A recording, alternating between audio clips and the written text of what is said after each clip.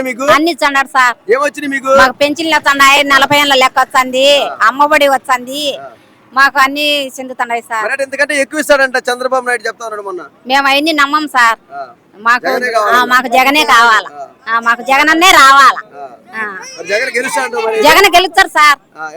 YS షర్మిలమ్మ గారు వస్తుంది కదా జగన్ మీద పోటీకి, ఏమంటావు మరి? ఆమె గెలుస్తుంది, ఈయన గెలుస్తాడు. జై జగన్, జై జగన్. మీ పేరు? అక్కమ్మ.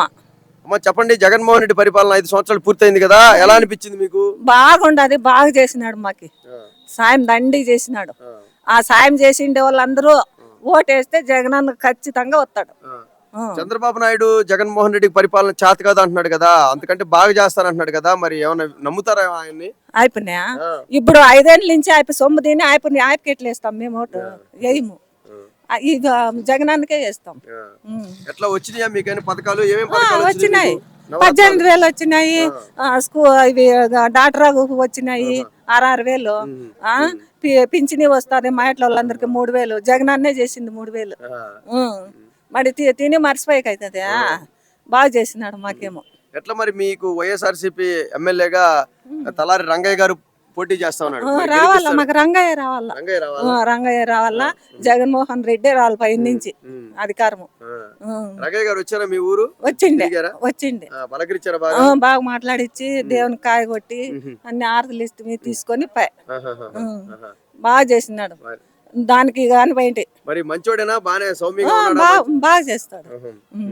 రొంత మీద మనిషి, అంత గాయకుడు కాదు, బాగా చేస్తాడు, బాగా చేస్తాడు. మరి ఎట్లా మళ్ళీ మీకు అన్ని సంక్షేమ పథకాలు ఇప్పిస్తాడా గెలిచాక? ఇప్పిస్తాడు, చెప్తాను అన్నాడు కదా, ఇప్పిస్తాడు. ఓకే అమ్మా, ఓకే. మళ్ళీ జగనే రావాలంట? జగనన్నే రావాల. నమస్తే అమ్మా, మీ పేరు? నా పేరు లక్ష్మీదేవి. అమ్మా ఎట్లా ఉంది మీ జగన్మోహన్ పరిపాలన? ఎట్లా ఉంది? బాగుంది. జగన్మోహన్ మాకు ఇంటి దగ్గరకు వచ్చి పెన్షన్ ఇచ్చిపోతుండడు నెల ఖచ్చితంగా 1వ తారీఖు వస్తానే. బాగుంది జగన్న. వాళ్ళ ఆయన మాకు ఇండ్లు ఇచ్చాడు. అప్పుడు ఇండ్లు లేవు, మాకి ఇండ్లు ఇచ్చినాడు. ఇండ్లు కట్టుకున్నాము. బాగా పరిపాలన చేస్తున్నాడు మరి జగన్? బాగా చేస్తున్నాడు, పరిపాలన చేస్తున్నాము. జగన్ రావాలని కోరుతుండము. ఇక్కడ మీకు జగన్ పరిపాలన ఎమ్మెల్యేగా, జగన్ తరపున ఎమ్మెల్యేగా తలారి రంగయ్య గారు పోటీ చేస్తున్నారు, మరి గెలిపించుకుంటారా?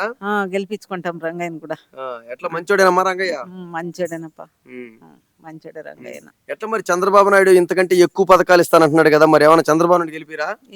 మాకు మాకు పరిచయం లేదు.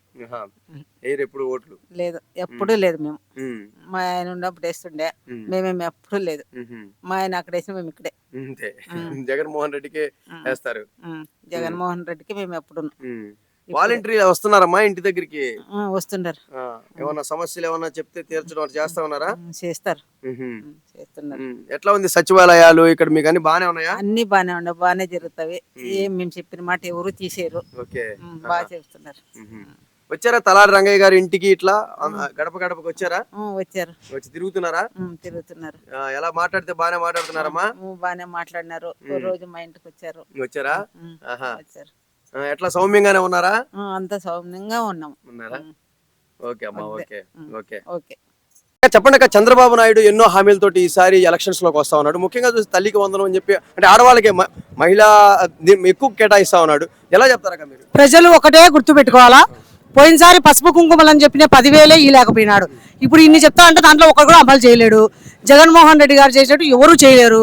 మన నాయకుడు ఒకే ఒకరు జగన్మోహన్ రెడ్డి. అంటే 15 సంవత్సరాలు దాటిన ప్రతి ఒక్క మహిళలకి కూడా 1,500 చొప్పున ఇంటికి తీసుకొచ్చిస్తాను.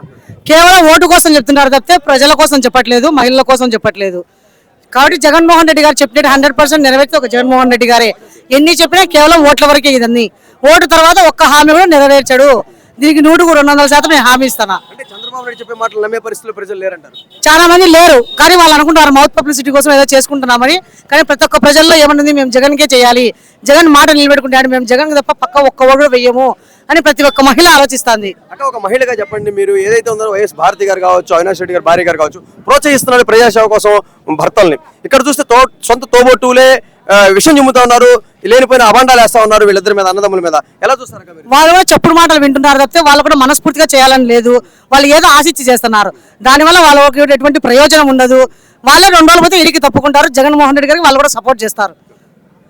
ముఖ్యంగా చెప్పండి, ఏదైతే రాక్షస పాలన రాష్ట్రంలో జరుగుతూ ఉంది దీన్ని అంతమొందిస్తాను, గాడిలో పెడతాను రాష్ట్రాన్ని అని చంద్రబాబు నాయుడు చెప్తున్నాడు. ఆఖరికి ఒక అవకాశం నాకు ఇవ్వండి అని చెప్పి అన్నాడు. చెప్తుంది ఆయన చెప్పేది ఆయన దుష్టపాలన తెస్తాడు. అందుకని ముందుగానే జగన్మోహన్ రెడ్డి గారి మీద రాక్షస పాలన చెప్తున్నాడు.